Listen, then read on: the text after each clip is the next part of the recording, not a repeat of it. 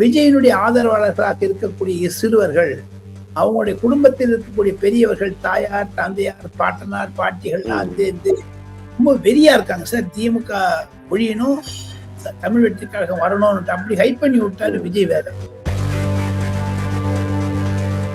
திமுக மீண்டும் ஆட்சி வராது என்பது டெல்லியில் முடியாகிவிட்டது. அங்க ஃபைல் எல்லாம் கொளுத்திட்டாங்கன்னு சொல்றாங்க. முக்கியமான கடிதங்கள் எல்லாம் எரிச்சுட்டாங்க.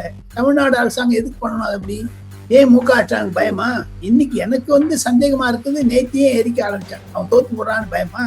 10 மந்திரி தோத்து போடுவான்னு சொல்றாங்க சார். 10 மினிஸ்டர்ஸ், 1 இல்ல 2 இல்ல, டெல்டா பகுதியில் அடி வாங்குறாங்க, கொங்கு மாநிலத்தில் அடி வாங்குறாங்க. செந்தில் பாலாஜி தோத்து போடுறது சென்னை.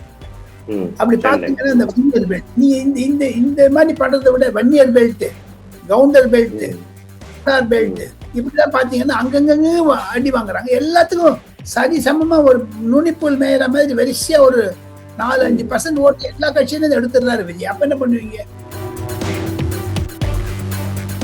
சேகர் பாலுக்கு தமிழகத்தில் இருக்கக்கூடிய போலீஸ்காரர்கள் இன்னும் அதிமுகவுடைய ஏஜென்ட்களாக இருக்கிறார்கள் என்று தானே நம்புகிறார்கள்.